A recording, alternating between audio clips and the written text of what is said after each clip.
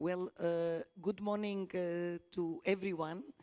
I hope after the plenary session, we are all fired up now for the parallel sessions and continuing to explore, I think, a very important topic that has been key and I would say the DNA of this World Science Forum, that is really building trust in science. A topic that has been quite important and part of a lot of debates, not only among the scientific community, but also with society, with policymakers. And today what we want to explore is another dimension of building trust in science, and that's based the role of open science in building trust in science, and also of science literacy and creating a culture of science in society. Would that help to build trust in science? So it's really a true privilege to be with you today and moderating this session, and really to discuss in the times that are really marked by uncertain, both geopolitical and multilateral relationships. And I would say also in times of very complex global challenges. And it's precisely in times like this that we need science. We need more science. We need science for decision making. We need science for peace building. We need science for better scientific cooperation. We need science also to empower societies so that they can choose more sustainable paths, both for themselves, for their communities, for their regions. But we also know that without trust in science, the most rigorous and transformative scientific knowledge risks being dismissed or misunderstood, hindering, therefore, our capacity to understand the world where we live and also to respond to these same challenges that we face today. Current research is showing a nuanced landscape of trust in science globally, while some research highlights the damaging effects of the proliferation of disinformation and misinformation exacerbated by social media and artificial intelligence. Others contrastedly indicate high or increasing levels of trust in science internationally. The situation also varies, of course, across countries and across disciplines. So it's the panel that I have today, it's precisely trying to dwell on that and try to bring some light on these two ideas that in one hand we are seeing less trust in science. In another hand, in some cases, in some topics, we are seeing an increase or a stable trust in science. At UNESCO, we recognize that openness and transparency are central pillars in building trust in science. So open science embodies the ideal that scientific knowledge should be freely assessed, transparent and inclusive, crossing borders to become a shared public good. Through open science, we can demystify the processes of scientific research and create direct pathways for public engagement. As demonstrated by the UNESCO recommendation on open science, when data, methodologies, and findings are open to scrutiny, replication, and public access, science becomes not just a tool of specialists, but a common resource, a global public good shared by all. This inclusivity is essential to build trust, as it allows more people to understand, contribute to, and benefit from scientific progress. However, we know that openness alone is not enough. We must also ensure that people have the tools to interpret and engage with scientific information, that is, science literacy, a culture of science in society. Science literacy empowers individuals to critically evaluate the information they encounter, to make informed decisions and to differentiate between evidence-based information and conclusions and misinformation. It is through this critical engagement with knowledge that individuals become active participants in science, not passive recipients. Science literacy, therefore, plays an invaluable role in closing the gap between scientific communities and the public. It turns scientific knowledge into a force for empowerment and agency, helping to counteract skepticism and misinformation in an era where they are all too common. We are fortunate to be at the dawn of an unprecedented opportunity, the United Nations International Decade of Science for Sustainable Development. This decade presents us with a unique framework for mobilizing scientific knowledge, technology, and innovation in the service of sustainable development goals. But more than that, it provides us with a platform to demonstrate the practical relevance of science in addressing the most pressing issues of our times and to showcase science as a trusted ally in improving lives, fostering resilience, and securing a better future for all. In this context, I'm very grateful to have with me here today this distinguished panel of experts. Together we'll navigate the complexities of trust in science in our changing world and explore the many factors and stakeholders that influence how science is communicated, understood, and used. So really, without any further ado, I would like to invite my panelists to really reflect how do they see the importance of trust in science and the role of open science and science literacy from your own background. So this will be the 5-minute pitch where you also introduce yourselves. But how do you see the role of open science and science literacy in really supporting this important movement to strengthen trust in science? And I'm, of course, going to start with Ana Maria Cheto. Ana Maria is a physicist and a professor, a chair of the UNESCO Open Science Steering Committee. And, of course, for us, we are always very proud to mention that she's the winner of the UNESCO Kalinga Prize for the popularization of science in 2023. So, Ana Maria, you have both. You have the open science and the science communication as part of your background. So, without any further ado, I'll start with you, Ana Maria.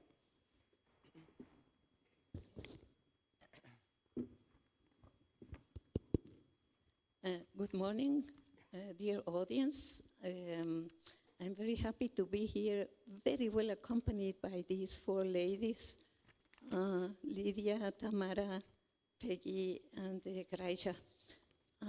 And I think it's not by chance that we are here, 5 women talking about discussing open science and what is called trust in science, which I would rather call confidence in science. 5 minutes is very little. I had prepared something for 10 minutes, and I think my colleagues have done the same, but we have to cut it short. And I would start by saying that 25 years have passed since the World Conference on Science, in which I was very much involved because it was my duty to draft the recommendation and also the declaration and the framework for action. And after a very, very interesting consultative process, which was extremely participatory, there were participations from all over the world, especially from developing countries, and their inputs are reflected in that declaration, and that's what made it such a strong document that is still valid today. And if you look at it, and if you read the 6 other declarations that have been issued in the meantime, for me this is the first time I come to a World Science Forum, well, you see new language.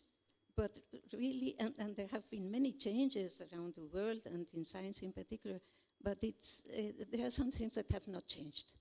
And that's what I would like to refer to, because the World Conference on Science had decided, thanks to the leadership of Federico Mayor, to concentrate, to focus on the relationship between science and society. And that's where I think we are still missing.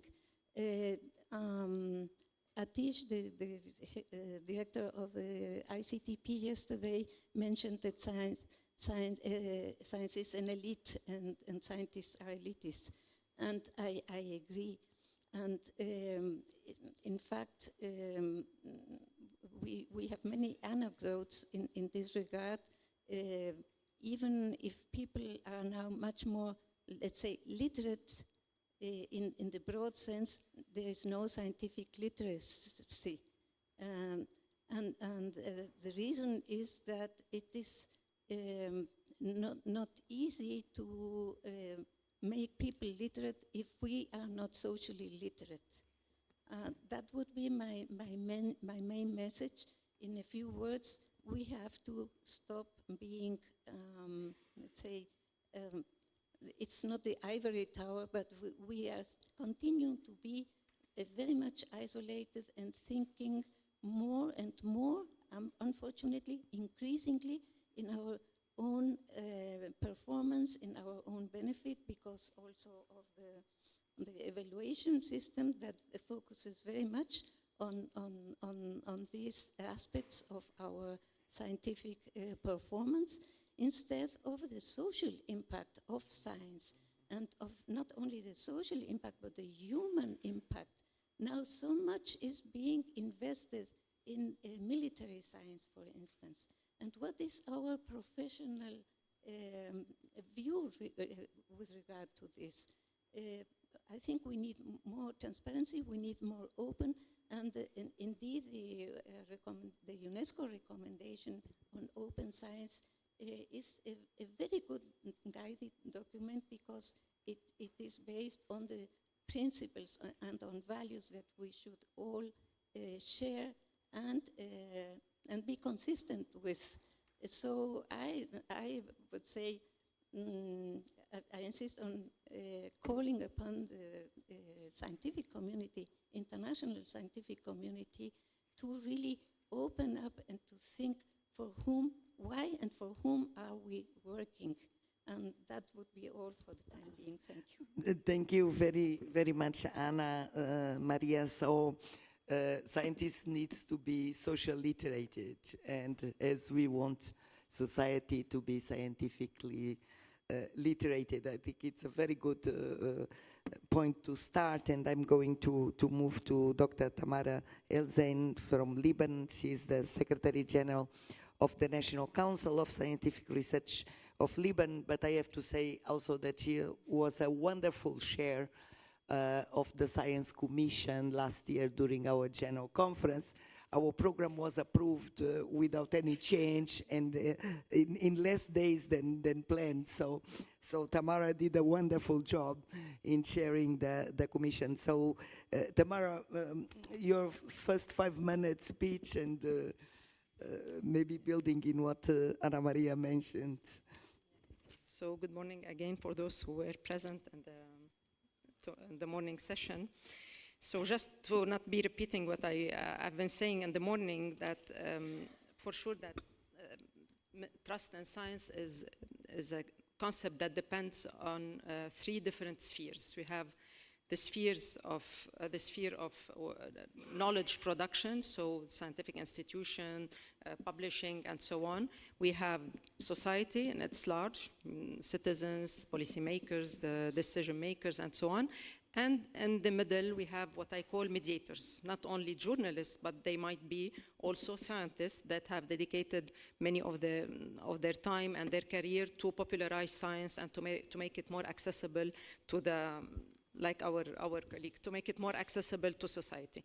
So to really build the trust in science, I think we should have a continuous and trustful also dialogue between all these spheres. But as basically I've been a scientist before becoming and the management of science, that there's really a main role to be played by scientific institutions, that they should encourage their scientists to start bridging more and more with society. But as we were saying also since this morning, that as long as all evaluation mechanisms and as long as all these international rankings are really driven by metrics, by this quantophrenia of indicators, scientists will not move from their labs to go and to prove the interest of the research to society. So we have to start by changing these evaluation mechanisms to provide incentives maybe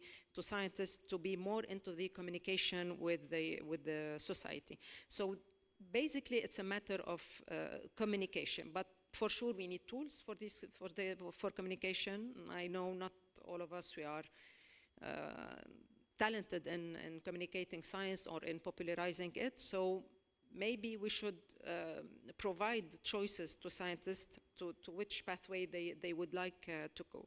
But also at the level of communication, I think we need to be transparent. You mentioned it, Lydia. Transparent, I think, at 3 different levels. So when we communicate science, we have to be transparent with citizens to say that science is not a static body of truth. It's an ongoing process that maybe our hypothesis today might be validated tomorrow or not validated tomorrow. So we have to keep in mind that we are talking to people that should understand, they should have a perception that science is dynamic. So it might evolve, it's not linear, and most importantly, science needs time. It's not about quick fixes.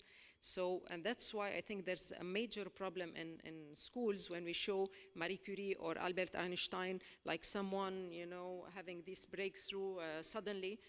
We have to show them what is the research ecosystem where collaboration is done, how scientists, they really work. Sometimes you will spend 30 years maybe to prove one theory.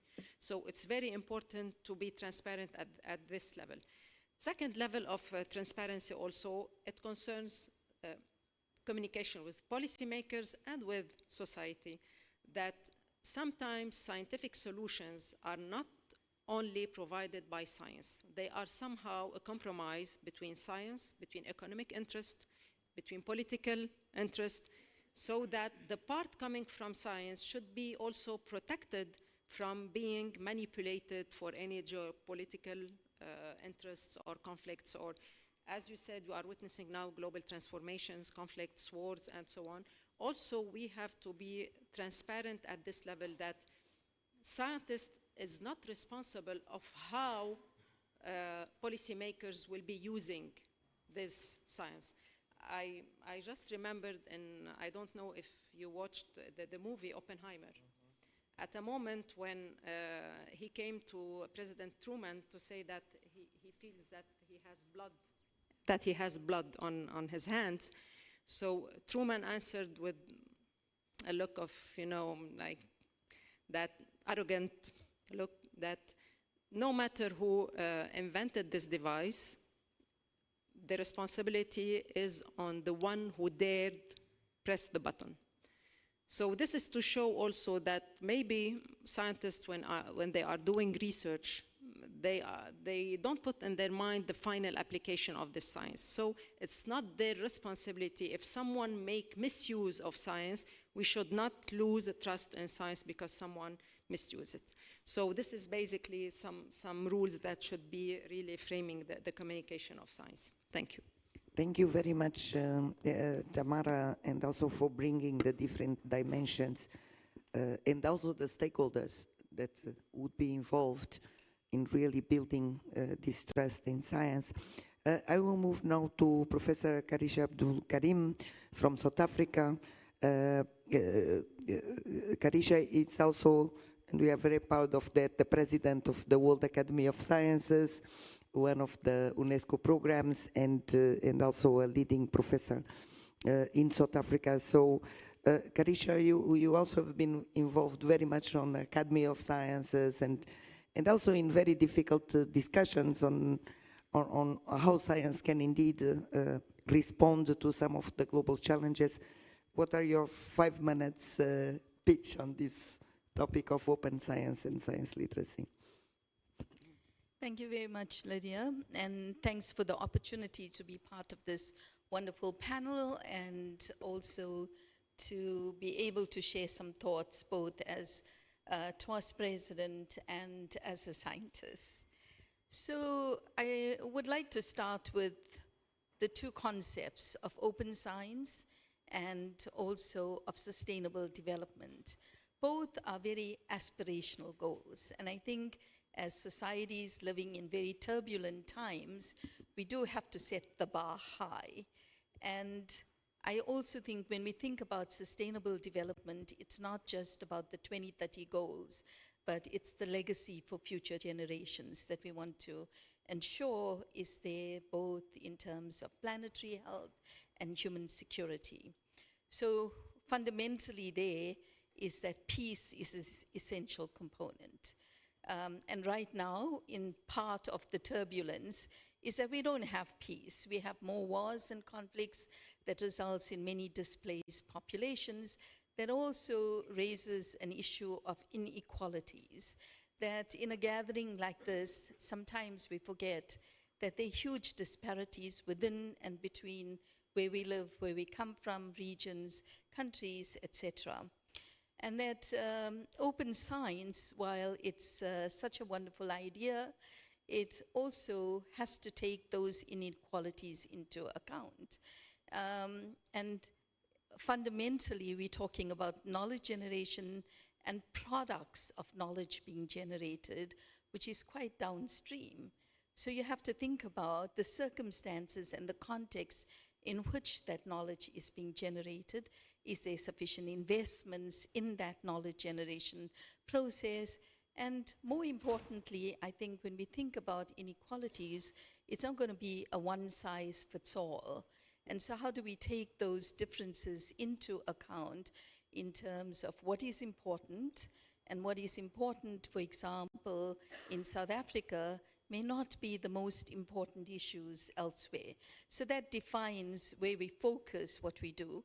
And I want to underscore that when we talk about knowledge generation, it can't simply be mission-oriented to address the challenges that we're facing today, because those challenges are a reflection and a collection of past challenges.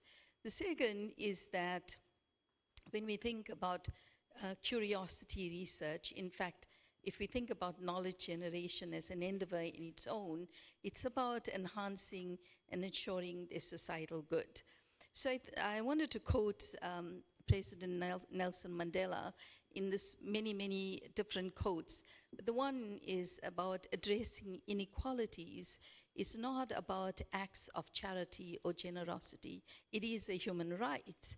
And then I want to quote Abdul Salam, the founder of the World Academy of Science, which is the use of science for sustainable development, particularly in low middle income countries. In fact, one of his famous quotes is, like, we really shouldn't have food security issues with all the knowledge we have.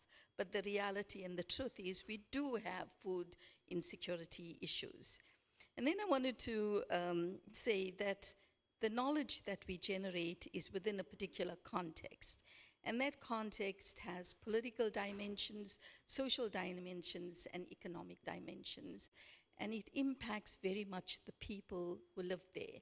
And as scientists, we actually have multiple roles. One is we citizens from those contexts, but we also there as scientists, forward-looking, trying to find solutions. So those are important, and I wanted to reflect on two examples. The one is HIV. And in HIV, 70% of the global burden is in sub-Saharan Africa.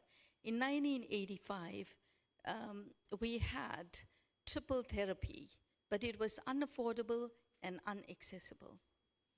It took us until having the first meeting in Africa in 2000 to bring the world's attention that life expectancy in Africa had been reduced by 20 years. And then we had global solidarity.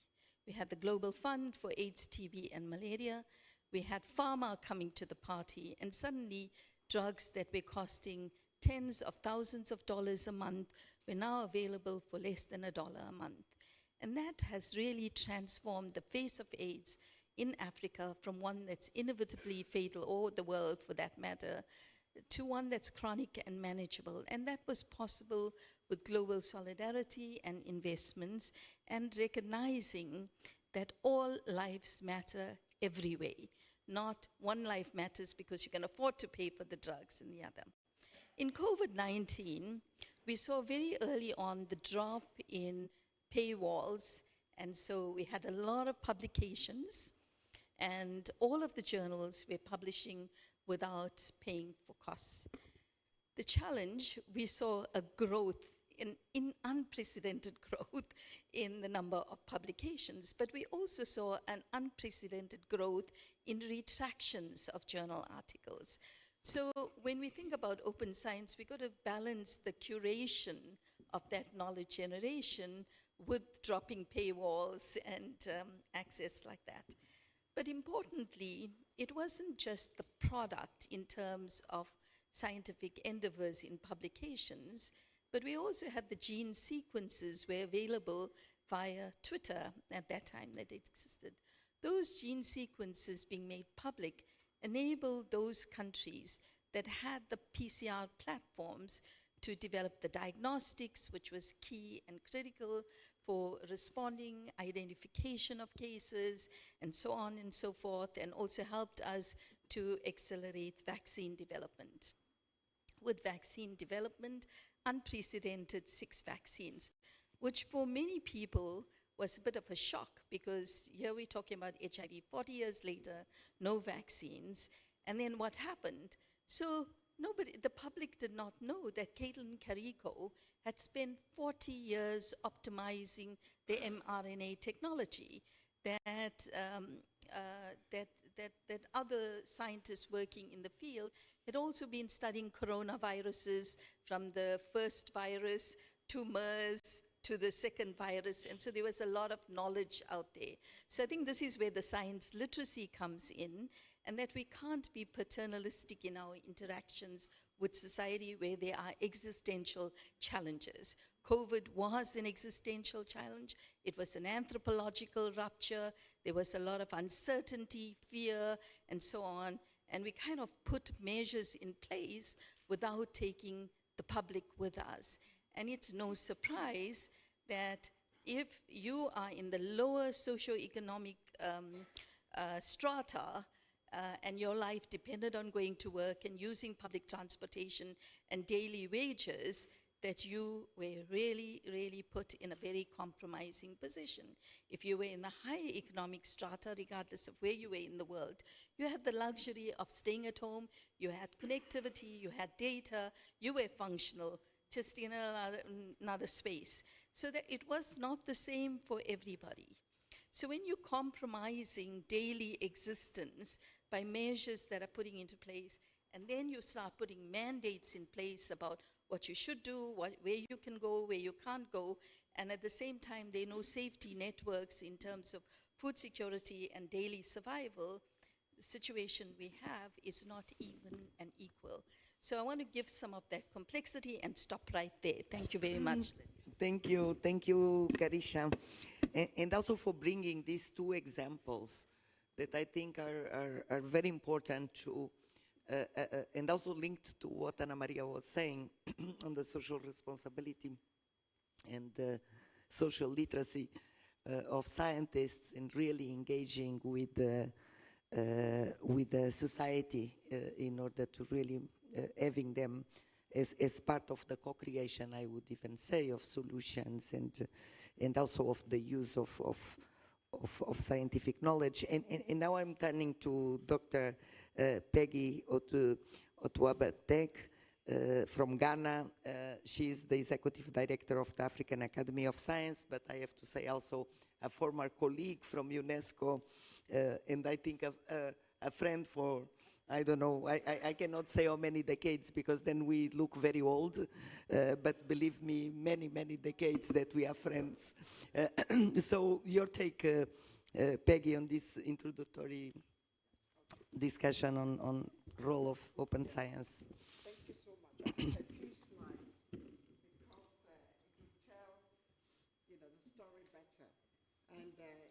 say, how are we building? Sorry. Okay. Yeah. How are we building, trust in science and the role of science, and science literacy? With a few slides. The African Academy of Sciences envisions transformed lives on the continent, but we also develop modules which can be used in Global South and also Global North. Precisely what we want to do, what we are guided, and I think it's very important when we're talking about trust in science, we are guided by our values of integrity, diversity, excellence, empathy, and fairness. These are all very important if we have to capture, trust in science. We have 3 mandates. First is recognition of excellence. The second is advisory think tank, which we're doing now. And the third, we want to develop world-class scientists, in Africa. And I'll just give you an example, of what we're doing. We base our work on 3 thematic areas: people, partnership, and excellence. And I'll just give examples of what we've been doing in the last 40 years. And then I'll attract you. Those who are Africans, if you are not a fellow, Professor, Karim is a fellow of the African Academy of Sciences, and we're enticed and invite all of us to come and work together. I'll just give you, example of what we have done in the past 5 years. We developed, with the African Union, developed excellence in leadership training in science. We call it Delta, and we did it with the Wellcome Trust, and also with the UK government. The objective was to produce researchers with the capacity to publish and lead locally relevant and high quality research to impart health science policy and practice in Africa, for Africa, in Africa, by Africa. That's how we build the trust and work with communities. And the outcome of this 5-year program was that, after the program, the phase 1, we developed over 2,000 fellows. We had over 1,000 publications in high impact journals. So this is what, we do in terms of open science. And how do we do that with the publication? Because we had what we call open access. So the information was available so that people can build on what is available and leapfrog. Because the problem with open science is that it is open as possible and as close as necessary. So where can it be close as necessary if we all want to leapfrog? And then we also had research, awards. And these are the faces of the people. It's real. But we also needed funding. Sorry. Okay. Sorry. This is real. And I just show you the faces of the people. These are real people. But to have open science, we need to form consortiums in Africa. And these group of people form various consortia, and so that the money or the value of the funding was stretched even further. So these are new dynamics of how we want to open science. Yes, we also need funding, but it's also, a question of collaboration, working together, trusting each other, sharing the information, and that is what open science is about. Another example, which was, we alluded to yesterday, is the EU-African Union AAS, the African Research Initiative for Scientific Excellence, called ARISE. The objective is to broaden the capacity and capability of African scientists to that become world-class leaders, but specifically was to enhance the capability of emerging African research leaders committed to a research and teaching career in Africa. And some of the people you saw, in the consortium are now even vice chancellors of universities. You need to give the opportunity for people, to grow. The second was we strengthen institutional capacity, infrastructure, and I'm sure, Madam ADG, that's one of her, one of her objectives. We also need the infrastructure. Why do we need infrastructure in Africa? Because in the past, we take all our information outside Africa. Our genomic data is outside.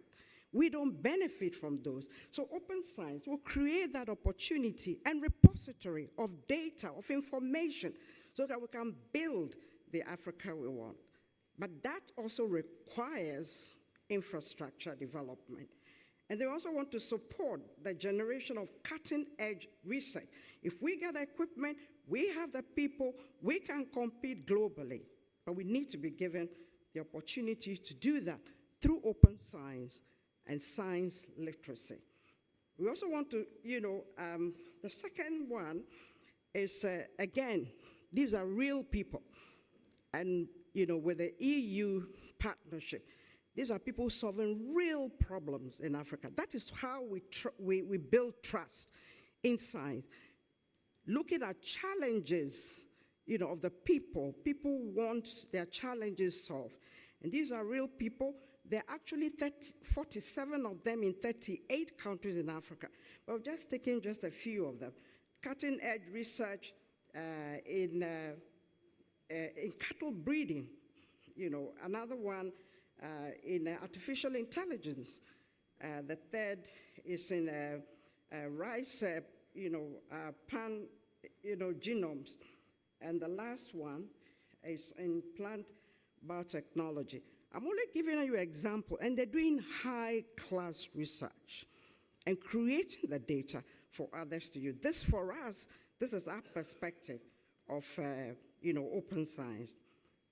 The next is, just to say, what do we really, regard, open science? What is open science? And how is the academies looking at open science? We want to increase quality and reproducibility of science, make scientific knowledge more accessible. We want to increase the visibility of African research scientists. It's nice to see some Africans here, but globally today in the room when I was counting the heads, very few Africans. How do we open up to other Africans? We're talking about science. So we also want to increase transparency of scientific process. Very important, because that is where the distrust or mistrust is about. So we want to increase that. We also strengthen connection with indigenous knowledge systems. I haven't heard that, but Africa has all those indigenous knowledge. How do we harness those capacities? So I will not labor the point, Madam, but I bring back the open science from UNESCO. But we're saying we need to use this for the Africa we want. We know SDGs, yes, but we need it for the Africa we want. And by doing that, we'll have science which is open and a game changer in bridging the scientific knowledge, innovation gaps between and within countries and fulfilling the human right to science, and that includes also science literacy. Thank you so much. Thank you very much, Peggy. Thank you. And very proud to see that under your leadership also the African Academy of Sciences is more and more visible, and really congratulations to you and your team and to the President for a wonderful job that you have been doing. And I think you raised something that is important, is how do we link also to the needs of communities and to really make it more, and also how do you raise capacity? And maybe I'm changing the word now, and I'm going to start with Karisha because of TWAS. How do you think initiatives, global initiatives like TWAS that brings the scientific community together, in particular with a particular focus on the Global South. How do you think that helps when you bring researchers from all over the world studying together, working together, and really, how does that help building trust in science?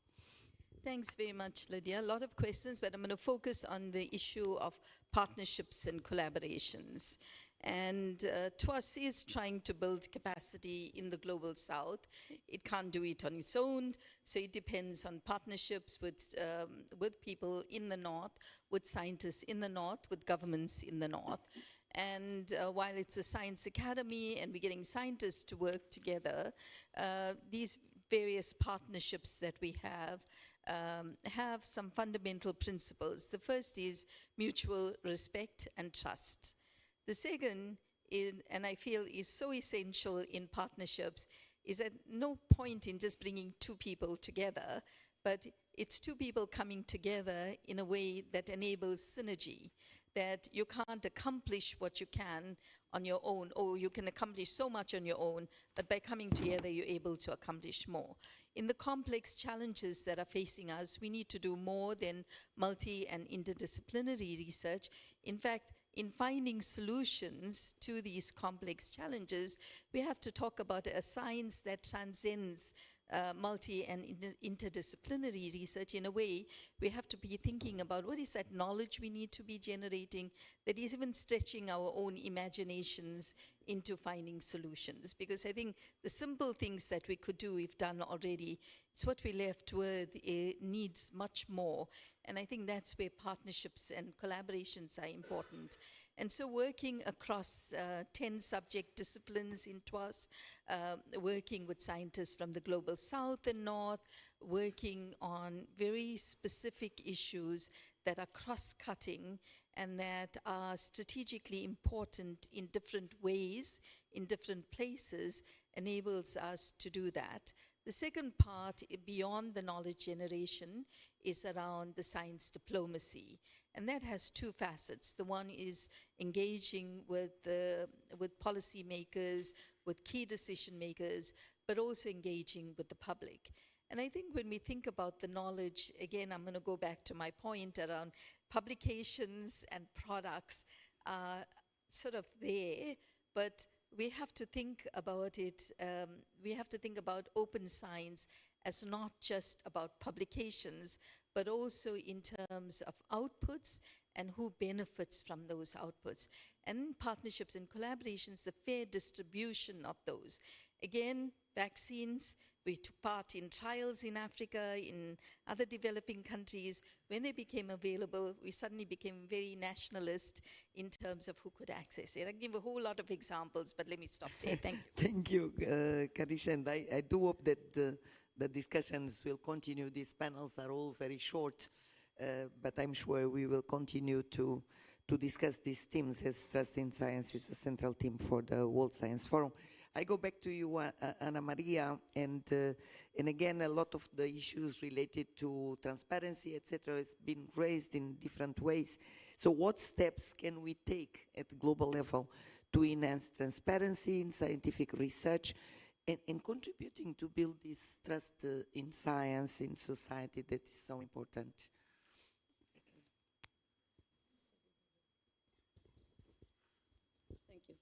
Thank you. Thank you, Lydia. Well, I think something that we have not touched upon is what about those who are not involved in scientific research? We want everybody to become scientifically literate, but the majority of the society is not going to become scientists. And we have to take that into account. What is science good for them? Not only in terms of the beneficial applications of science, which there are a lot and they have been mentioned, but also what science as part of our general culture and general human development brings to each and every one of us. And I would like to mention some analysis that have been carried out recently in my own country, in Mexico, because I see also that there are, of course, there are regional differences, because the state of science is, and the conditions for scientific development are different in different parts of the world. So in our region, and I refer to specific analysis, it has been shown that teaching and learning in high schools is generally limited to the abstract theoretical dimension of scientific literacy, let's say. There's still a traditionalist vision, far from the reality of what science has to do in society and its relationship with the contemporary world. Both teachers and students show a lack of informed vision about the elements of the nature of science, what science is about, that it is a process, as has been said, no? That science and scientific knowledge are imported products. They are looked as that, as something coming from abroad, from some other culture that has nothing to do with our people. And that is part of the colonial legacy, in fact. And we have to take that into account. People, and both students and also teachers, continue to believe that scientific research is confined to the exact sciences, where there is a single universal method, there is a universal truth, which is far from reality, no? That everything must be true and objective. In a way, there is no room for curiosity, imagination, and creativity in the mind of the scientists and in the minds of the teachers and students and the pupils. So the lack of attention in schooling to basic values and skills that are part of science, such as critical thinking, independent, rational argumentation, in turn hinders the development of other scientific skills. And that's where I think we need also to focus. And there the educational system and the scientific system have to work together. And we have to be open-minded. And we have to think, why is it necessary that every human being gets in contact with science as a natural thing? That's how I understand the universal right of science for everybody. Thank you. Thank you very much, Ana Maria. And I'm going to Peggy now, because I think this issue of science education, the way we really make sure that we create and maintain the human curiosity, it's such an important, and we have done studies at UNESCO that we show that young children, they are very curious, and they have almost innate understanding of discovery and of looking for new things and new knowledge, but that capacity, it disappears. So as we grow up and we reach high school, then we lost that capacity to think differently, to question, to be curious. And of course, in our continent, unfortunately, Peggy, this is a huge issue. So in your view, what are the best strategies in a continent where we have a lot of our communities in rural settings, very little access to good education, much less to scientific knowledge? How can we bring that to them? How can we really make sure that the right to science is also true for these, I would say, not only remote, but discriminated communities? Thank you very much for that. I think there's a connection between science literacy and, open science. And just following up from what, my colleague just said, critical thinking, informed decision making, and also to be able to reduce that. But how does the two link together? The connectivity between open science and science literacy is that we need to make the information, the data, accessible. Open science practices make scientific knowledge accessible to a wider audience, contributing to a more scientifically literate population. We need to communicate science. But most of the time, we are not communicating science the way it should be. But I think if, from practice, if you co-design and co-implement with the people, you've already, bridged the gap, and people follow and learn with you. And I think a lot of scientists an area which we need to work on, apart from science diplomacy, is also communicating science, demystifying science. That is the only way that we can make it, bring the trust and let people understand. The second is also engagement. Engagement in public with the science fosters a deeper understanding of scientific concepts and methodologies, thus enriching science literacy. So we need to continue with a dialogue, like this. And the last one is also collaboration. We must collaborate. My colleagues are talking about, how for experiences, global north, global south, we need to bridge the gap, and we need to communicate that. And I think by doing that, practically, which the African Academy of Sciences has been doing for the past 40 years, this is the time, to enhance those one, open up, establish those open science platforms, and then we also need to communicate this, as best as we can. But what we also have left is gender, science and gender. The women in Africa live science. How do we make sure that they are able to tell their story through the way? They are multi-skilled. They do so many. But most of the time, we're not allowing them, to tell their story. How do we create the platform for African women to tell their story, which will be linked to indigenous knowledge system? And that's how much Africa overcame the COVID, because we used, indigenous knowledge system. How do we, communicate this? Yeah. So thank you very much. Thank you very much, and also for bringing the gender part. And also you brought something important that was underlining, but not as stated as strongly, that's citizen science. Because we do need to engage communities in co-design, in co-producing knowledge, and then co-implementing. UNESCO is doing quite a lot of that, in particular in our sites, in our biosphere reserves, geoparks, natural sites, because we are engaged with both scientists and local and indigenous communities in monitoring the changes, in particular related to water, to the impact of climate change, on also biodiversity loss. And it's been quite interesting to see, in particular, young members of the communities, how strong they are becoming in really understanding and using very complex scientific concepts without not having going through a scientific education.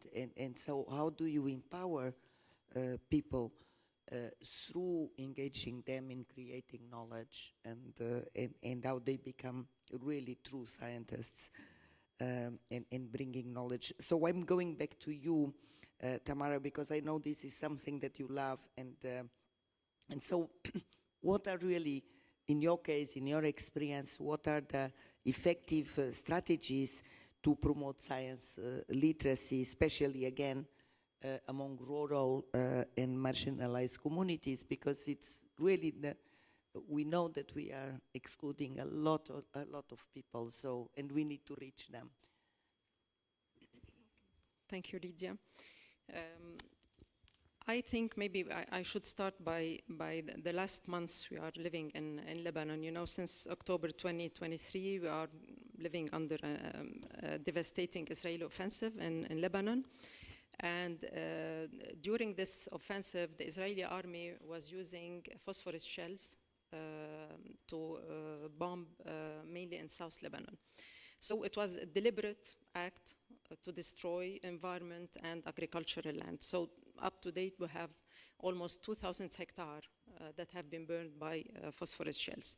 So one of our concerns as scientists was to see how farmers will deal with their lands once the war stops. So this, because farmers usually, they have their indigenous knowledge of agriculture, but they are not used to such situation.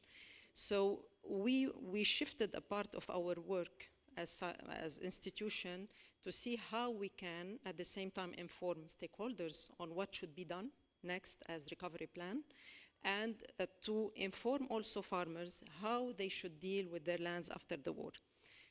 Also, what we did is we encouraged mainly UN agencies working in Lebanon. So when they were asking us, what do you think we can do right now? Mainly with 1,200,000 displaced people, among them farmers, so who left also their lands. So in addition to these burned lands, you have 139,000 of agricultural lands. So it's a quarter of the agricultural lands in Lebanon that have been left because of the displacement. So UN agencies, FAO and UN Women and so on, they were asking, what can we do? So I said, maybe it's time to train these farmers, because also women, they work a lot in farming in Lebanon, how they can make benefit of their indigenous knowledge in agriculture, and how we can, as scientists, introduce new concepts in agriculture, like smart irrigation. We have more and more stress on water, how they can shift a part of their agriculture to adopt agrivoltaics, for example, also because we have an energy crisis in Lebanon, how we can train them also on smart fertilization and so on. So this is what we are doing now, but unfortunately also because we are still under bombardments, you can't do much, but it's within our plans for the day after. So it's really in the heart of the recovery plan that we are putting for the government.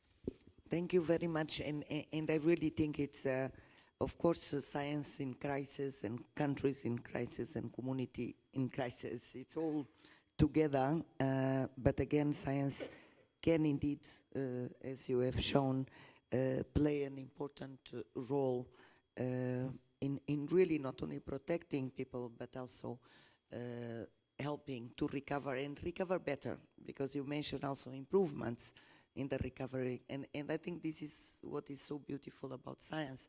When well used, that is not just to face the issue, but it's also to recover better and to do better in the future together with the communities. We are very short on time. There are other sessions starting, but I want to give 1 minute to each of you to give us one message. We have our rapporteur on this topic. What's the role of open science and science literacy in building trust in science? If you want to leave one message for our report, for our declaration, what would that be? And let me start with you, Tamara, since you finished the last one. I think I will take it to another level, because you talked about conflicts and the crisis. I think maybe we should put in mind that above trust in science, we have to work to have faith in science as a tool to build, once again, peace, and to build applications that can serve the good of humanity. Thank you very much. Very important, science for peace and for humanity. Karisha. Thanks, Lydia.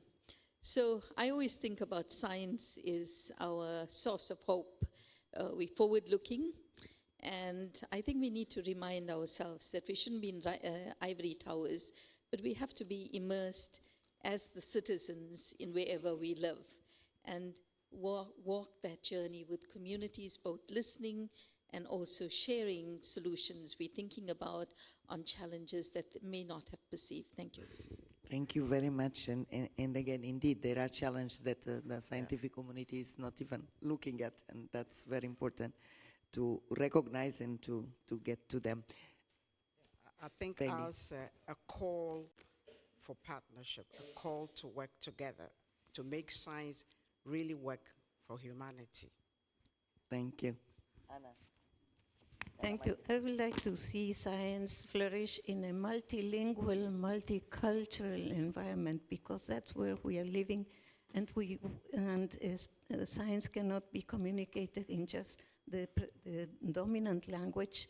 We have many languages, and each language has its own conceptual structure and its own way of approaching nature and approaching problems. So I advocate for multilingualism, and of course, I fully support what Tamara has said about science for peace, and that is an urgent call that we should take very seriously. Thank you very much, Ana Maria. And so, in closing, first of all, I want to thank the four of you for being here, for sharing with us your experiences, but also your insights. How can we really build trust in science, and using, of course, mechanisms such as open science and science literacy. And really allow me to stress, and I think it was clear here, that building trust in science is not simply a matter of communication. It's really our shared responsibility from the scientific community, policymakers, science managers, organizations like UNESCO, like the science academies. It's our responsibility to make science accessible to all through open science, but also guaranteeing through science literacy that everyone can understand what science is saying and can use it in a responsible way, because this is what science literacy is all about. But I want to make an capier of your point that also as science communities, we need to be social literated. So going back to engage with the communities, understanding the needs of societies, promoting social science. And I really believe that it's not just ideal. I know it's aspirational, but it's not something that cannot be done. It's about sharing responsibilities, commitment, partnerships, that also was very much stressed here. And of course, putting the highest value of science in building peace and harmony and prosperity for all, because I think this is the highest mandate and value and principle of science. Scientists, we work to make life better to everyone and to solve key issues, be them fundamental and curiosity driven, but also real life issues. And I think that commitment with science for peace, science for transformation, for sustainable development is a strong call that hopefully our declaration of the World Science Forum will have that strong call on science for peace and for sustainable development. And of course, we have this incredible opportunity. This is the International Decade of Sciences for Sustainable Development. We left some brochures outside where we also have the emails and the websites. Engage with this decade. This decade, it's for everyone, for all the stakeholders, and I think together we can use this 10-year opportunity to really right the wrong, fill the gaps, and transform also the science systems and our STI ecosystems, the way we do science, the way we engage communities and policymakers with science, and the way science is used to build peace. So I think, and my call is that together, let us work to ensure that science continue to be this powerful, transformative tool for development, that is a trusted tool, and that is also an inclusive tool for positive changes worldwide, everywhere, and for everyone. I thank you all.